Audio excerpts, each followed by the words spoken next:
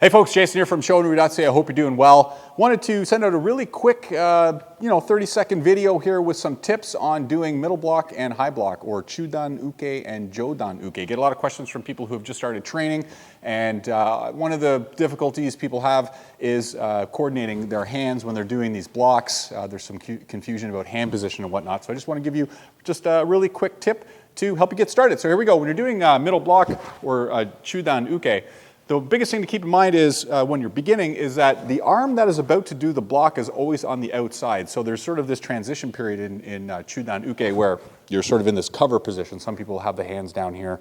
Some people will have the hands sort of parallel to the floor. It kind of varies depending on what dojo you're training at and who your sensei is. But generally speaking, you're going to be somewhere in this one of these positions here. But the biggest thing to remember is that the hand that's about to do the block is always on the outside. You see I've got a hand on the outside and a hand on the inside. So the hand that's on the outside, which is this hand, in this case my left hand, is going to be doing moving into the block position, and the hand that's on the inside is going to be moving into the hikite or elbow position. So when you're doing your middle blocks, you want to be able to alternate depending on which hand you're doing the block with. So if I'm blocking with my left hand, when I come into the cover position, my left hand is on the outside and it blocks. Now, when I go to block with my right hand, I have to switch positions. So now my right hand comes to the outside, see? Not the inside, it's on the outside and it blocks. And then you're sort of rotating, switching back and forth. Right hand on the inside, right hand on the outside. Right hand on the inside, right hand on the outside. Whichever hand is about to do that uke or that block is always on the outside. Okay, so I would encourage you to just, when you're at home, maybe between classes,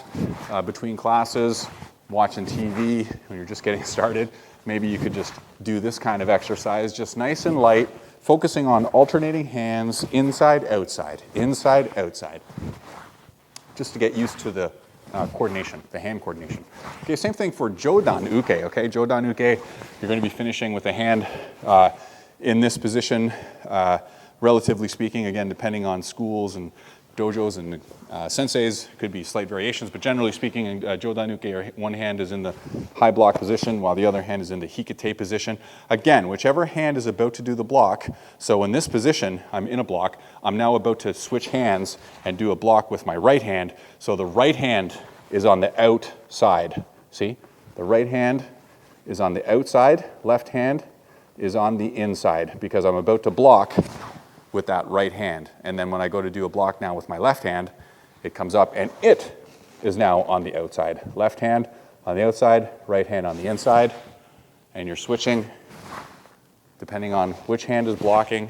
That hand is always on the outside. See?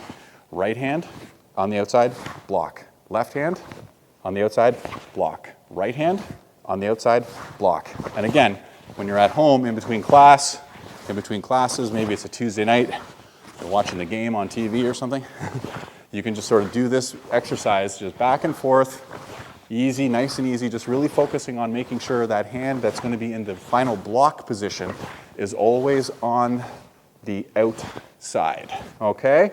So there you go, a couple tips to help you get started with high block and middle block. If you have any questions, please leave them in the comments below, and I hope to chat with you guys soon. Take care and happy training.